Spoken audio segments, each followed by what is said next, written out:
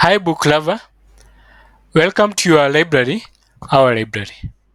It's all about fun in the reading culture. We are street accredited and corporate certified. My name is MD Njiru, the artist. So, this is the second part of how to escape from prison. How you escaped from prison. So, the first video was a bit wrong, and by the time I was cutting the video, I was like, "Wow, I forgot to mention something."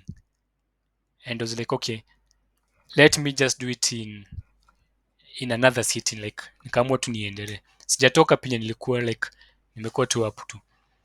So welcome on board and glad to have you. In that video I was talking about people who have been in prison, like Vibes Cartel, like Nelson Mandela, like Malcolm X, like myself, and how we escaped. Maybe we were not able to escape physically, but mentally our minds, they were not confined. And that video, basically the takeaway from that video is like, whatever you are going through, like you can escape it, like kuna temporarily relief from whatever you're going through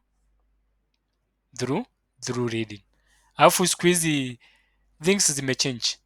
Kitambo ulikuwa unakuta time ya mababu zetu, there's what was called apprenticeship. If my grandfather was if my great grandfather tuseme alikuwa blacksmith, anafunza my grandfather, naye grandfather wangu anafunza my dad, naye my dad ananifunza, but vitu kaa hizo zilikuja zikiisha, si ndio? So nowadays pia unakuta sasa hakuna hiyo mentorship program, pia hakuna hata mtu akukarisha chini aanze kukumenta. What a better way than a book. Mi hata baada ya kukaa na mtu chini anipee life history yake, I'd rather anipee a good memoir, an authentic, na sio ile yenye anashare half stories, yeah? Place fulani alimake it, unakuta alikuwa hapa akamake akaruka hadi hapa in between akwambii alimake it aje, anakwambia ni god manze. An authentic memo, hapa nilimake hii mistake, this is what I did, nini nini, unaona? So books, it's a way of like, sasa ukishika hiyo book autobiography ya Nelson Mandela, like hata kama haujai meet na Nelson Mandela, and may his soul rest in peace, umemeet through the pages. I remember my first video that I did, niliquote words za Josephine. Is it called Josephine? No, Josephine ni artist. Hata rest in peace. Napoleon Hill. Napoleon Hill was talking about, if if if we have met through the pages, consider that we are related. Like I consider I'm related to Napoleon Hill. Through the pages I interacted with Napoleon Hill. Me feel like najua Nelson Mandela because through the pages, na feeling hadi penye na share inside jokes zake, like penye anasemanga about walikuanga on hunger strike, but kuna wasi wanaenda lu kufanya nini, na feeling like that's an inside moment, an intimate moment yenye, that can be shared between friends. Me feel like najua Malcolm X juu nimesoma hiyo book yake, unaona? So through reading, we are able, like, sometimes life ni trial and error. Hata hizi great companies zingine zikianza unakutanga, kama Steve Jobs na Steve Wozniak wakianza Apple, it was like trial and error. It's documented kwa book. Like sasa unaweza hiyo kitu yenye ilichukua all those many decades, unaweza isoma through a book, condensed information, refined. So that's why na advocate for reading, unaona? And I'm not like living in a fantasy world ati reading is an answer to everything. Hata kwa mtu atasema hiyo video ingine yenye ulisema ati how to escape prison, niko na expect design ya prison break nini. Hapana, mind imescape. So there's this analogy yenye nataka kupeana, like mtu akidecide like leading does not exist in a vacuum. Like mtu akidecide for example kufanya exercise, kitu ya kwanza anachenchingi kwanza ni diet. Juu hakuna haja ufanye exercise na diet haija change, then anachange hata reading nini inaitwaje, sleeping schedule, sleeping routine. Unaona, unakuta hata anaanza kutake your finances, juu finances ndio itasupport diet, finances ndio zitasupport exercise. So the same case applies with reading. The moment mtu ameanza kudevelop your culture ya reading, vitu zingine zi follow up. Huyu mtu hata anaanza kuwa na better time management, akole kwa I'm supposed to read maybe an hour a day, anaanza kutrack, si ndio? Nimesoma book fulani, have I implemented maybe what I got from this book? Unaona, so reading is not ati kitu na exist in a vacuum. It also kuna vitu zingine sasa zinapelekananga na reading. Nakumbuka one time I read so many books hadi nikuwa jiulizanga na kuna book fulani kwa somo iko naongea about turn whatever your voice is, ile kitu yenye like kama umeboeka uko too down unafanyanga, hebu turn into something profitable. So I was like mi upenda tu kusoma, yeah. I was like sasa naweza itana aje, can I be an editor? Niko naona kuwa an edit is a long stretch, alafu I don't know why we limit ourselves. I was like mi hata sijafanya English lit, naona yani kujilimit tu, najua I don't need to do English lit ndio nikuwe editor, no, but kujilimit tu, you get. In fact kwa video, kuna video niliongea about having read over 1,000 books. Maybe kuna mtu alishanga huyu msana anaongeaje about reading over 1,000 books. Ukisoma one book a week, in a year utakuwa umesoma 52 books. Kwa hivyo hata ukisoma in 10 years utakuwa umesoma around 520 books. Mtu anasomanga one book a year. Here's the case, kuna backstories, na initially nikianza hii channel mi nilikuwa nimeamua nitafocus more na kuongelelea about books nini, but nikarealize like there are some other aspects that lazima pia ni share, like sikuwa nataka kushare about my life sana, but nimejipata I need to share some aspects, yeah. Maybe just for one person, labda kwa mtu ataona hiyo video na anapitia kitu na itamnini. So like nilishare venye kwa hiyo video nimeshare about I was in prison. So kwa hiyo time nilikuwa prison, I was in remand prison. That means I was innocent until proven guilty. Sikuwa fanya kazi. So how did I used to spend my time? Reading. So time kama hiyo hata nilikuwa kusoma. Sijui kama nashika. So like nikisema I've read over 1,000 books, labda kwa mind ya mtu ako like na hii busy schedule, hii fast pace life, utasoma aje hizo books zote? Unaget? Kuna time nyingine nilikuwa like nikasema I read career success without a real job. Niliread like 20 times. Kuna place nilisema kama hivyo kwa video. Kwa mtu atashanga 20 times aje? Let me give you a backstory kidogo before niendelee na hii video. Like hiyo time ndio nisome hiyo book like 20 times, something had happened. Nilikuwa nimelose job, nikapata job nika lose job, alafu nikajipata hata nimelose, hata kuna time siku hata na place ya kukaa, nilikuwa hosted by someone, alafu nikajipata hata nimepata kibaro ingine, alafu kupata hii kibaro nikienda job asubuhi ndio mimi nimepigwa 9 phone imeenda. So hiyo time I was in a period where sikuwa hata na phone. Kitu hata nakumbuka among kitu nilikuwa tuna hiyo time, kwanza tu niyo book, hiyo career success without a real job. Sikuwa na anything else ya kunikeep busy, so sina access to internet, sina hata katururu hivi. So what did I used to do? Naamka asubuhi nasoma tu hiyo book, nasoma hata at one point nakumbuka hata kwa time ningeza hata kuandika hiyo book, maybe some parts nazaandika word for word hiyo time sasa juu, but sasa vitu a lot has happened na our memories are not the best. But So nikisema like hiyo book nilikuwa nimesoma over 20 times. Yeah, that's the case. Pia nikaongea about Coming to Birth. Like nimesoma Coming to Birth like over 11 times. Coming to Birth was a set book I did back then in high school. Nikiongea about hizi 11 times, siongea about your high school. Ni after.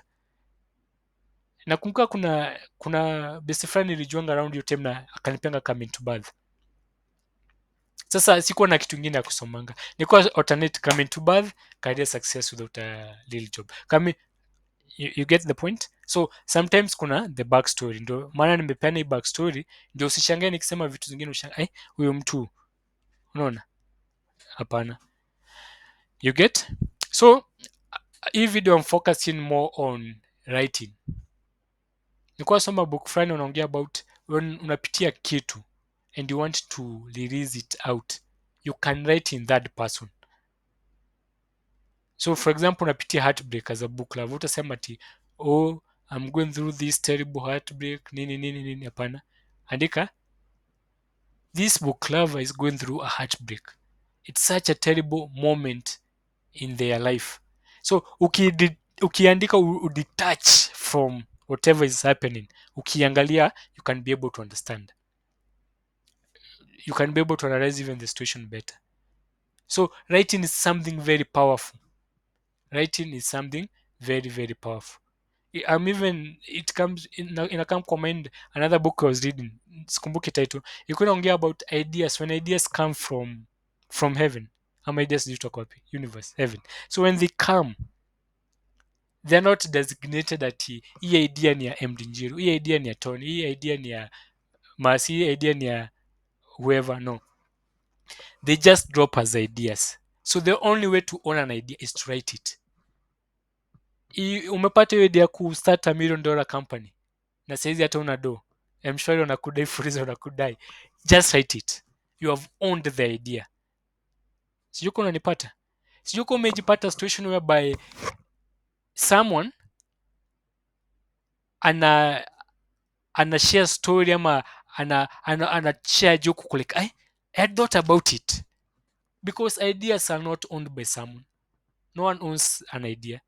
Ule guy, that guy that discovered electricity angekataa kudiscover, mtu mwingine angediscover.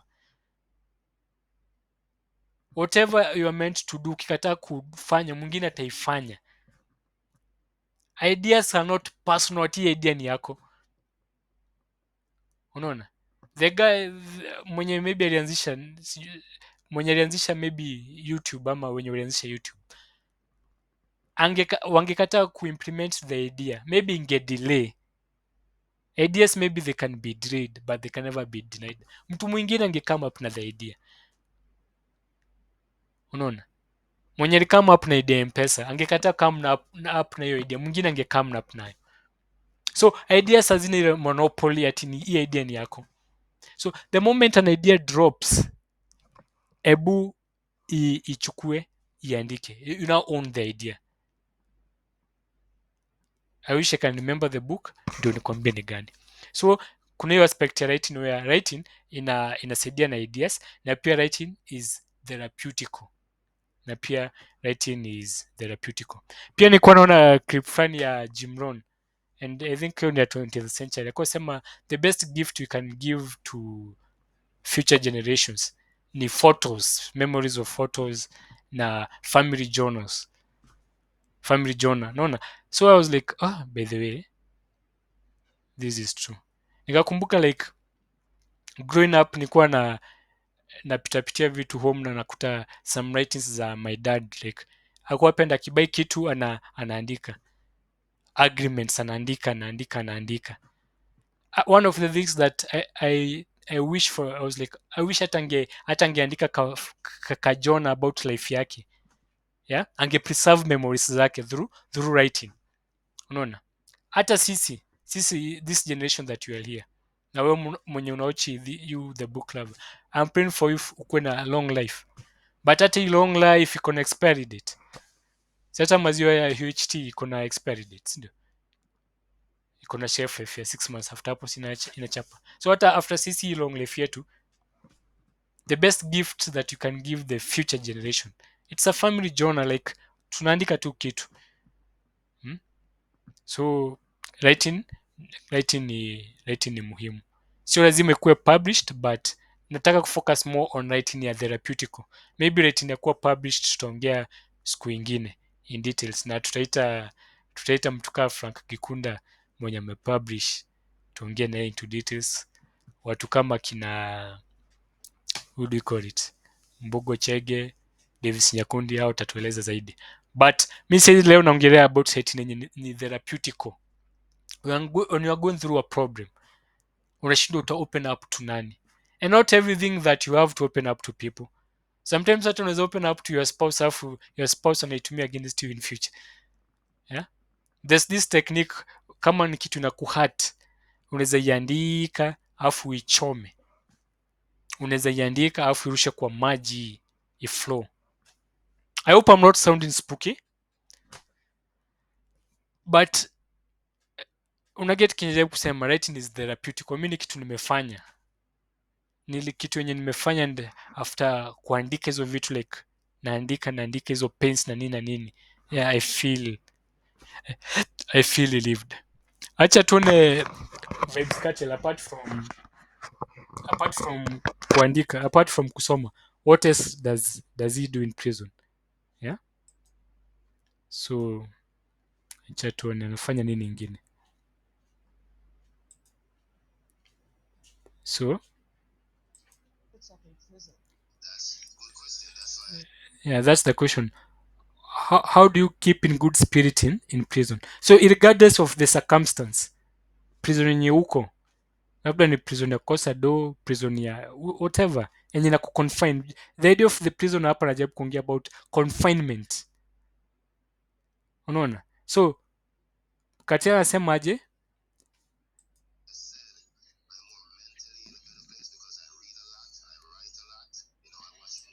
Yeah, so that's the part yenye nataka kufocus nayo. In the previous video nilifocus na hii ya I read a lot, but hii ya I write a lot pia nataka kuifocus nayo kwa hii video. Yeah, that's a good question. That's what I say.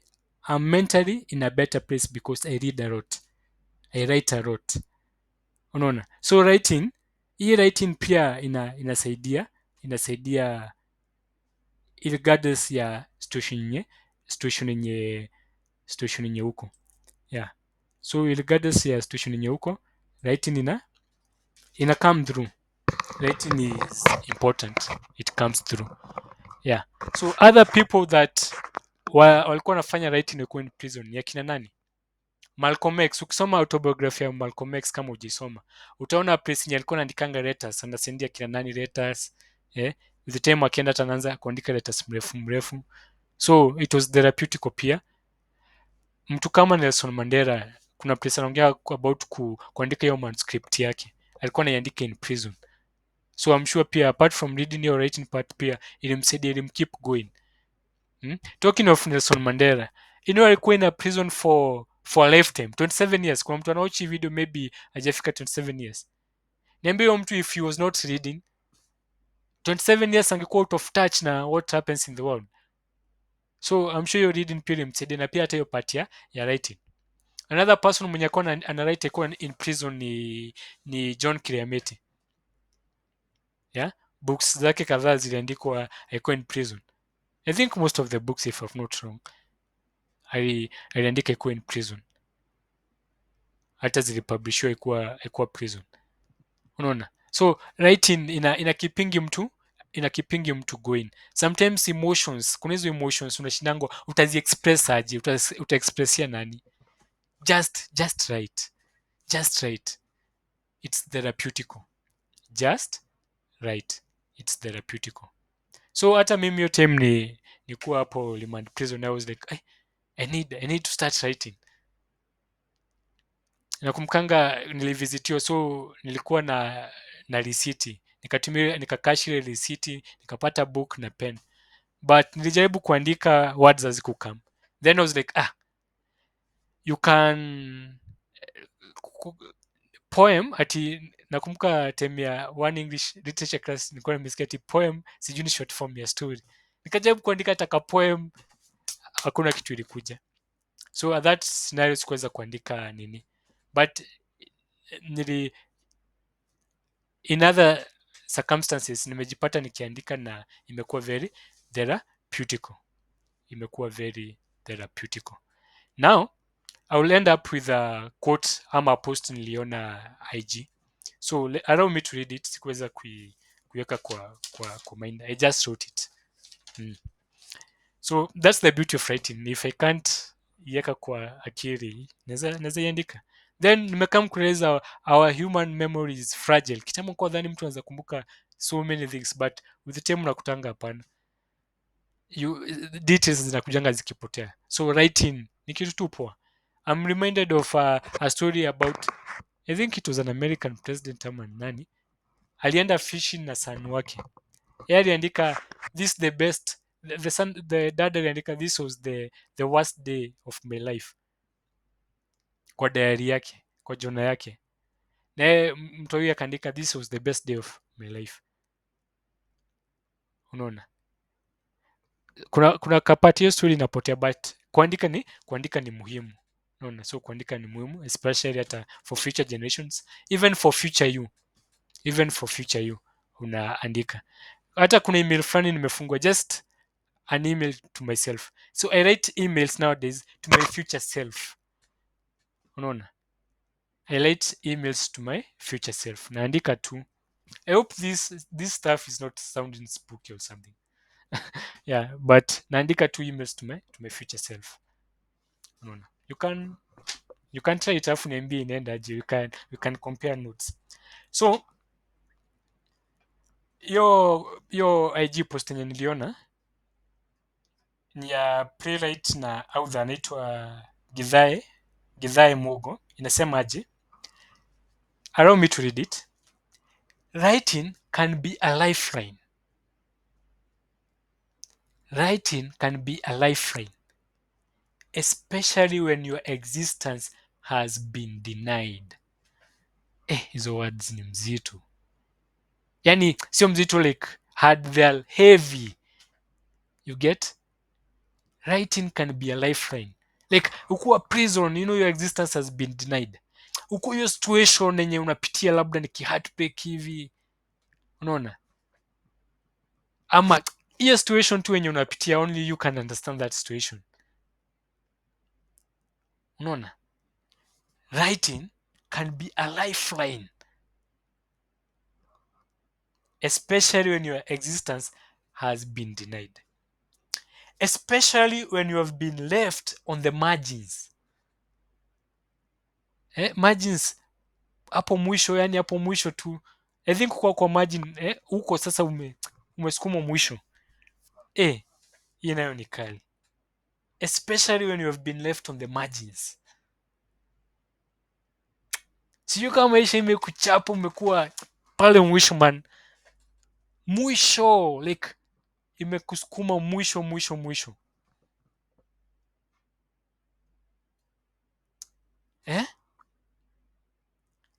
Especially when your life and process of growth have been subjected to attempts of strangulation. Yani your life process and your attempts, when your life and your process of growth inanyongo, yani strangulations ni kugongwa, yani like hapo writing inakupea a new lifeline. Umeget? So during that process, just writing, wajasema ati you write for it kuwe published, you write for others to see, just for yourself. Unaona? Now when you're writing even for yourself, don't be a huge critic. Ni Steve Kings anasemanga your first draft is like a vomit. Ni kitu tu kiangalia tena sijui nakaaje. So when you write for yourself, hata usijarishwe na hizo grammar mistakes ama nini. Bora tu capture whatever you wanted. Hata kama ni idea, bora tu capture. So this video is meant for huyo mtu mwenye anatafuta lifeline. Umeifika place, I don't know unaweza explain aje. Umeifika place unatafuta lifeline, unaanza hata kuquestion your existence like why am I here, what for, yani what's my reason, yani why am I going through this. Ebu capture hizo moments through writing, because as Githai Mogo, a playwright and an author, anasemaje, writing can be a lifeline. Haya, acha tu nirudie hii mtu wangu. Writing can be a lifeline, especially when your existence has been denied, especially when you have been left on the margins, especially when your life and process of growth has been subjected to attempts at strangulation. Hey, so take home ni sometimes what you are going through, just write. Yeah, hata naonanga siku hizi there are so many memes about texting over calling. Kuna memes zina trending, tunaona meme ya phone inalia but mtu hapik, ana prefer kutext. Si unaelewa? Like through text unaweza explain, unaweza panga vitu, si ndio? Like through text unaweza panga vitu like step by step by step by step by step. Yeah, so take that advantage and write. Take that advantage and write. So guys, that's the end of the video and I have a challenge for you. Challenge ni, have you ever been in a situation whereby unaona kitu na unajua this thing itakuja kuwa great, like kuna msanii fulani anajua itakuja kuwa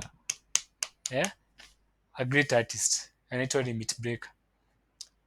When I first heard his song nilijua huyu msanii ata blow. Na kumkanga nikuwa Moya America Hotel, it was 8 in the morning, naona ngoma yake hapo kwa screen, naambia watoto nyoko hapo, hey, I know that guy nini, you know. Nakumbuka pia hata nikiona Diamond, sio tataka kuchukua credit ya watu wengine, but nikiona Diamond my first was this guy will blow.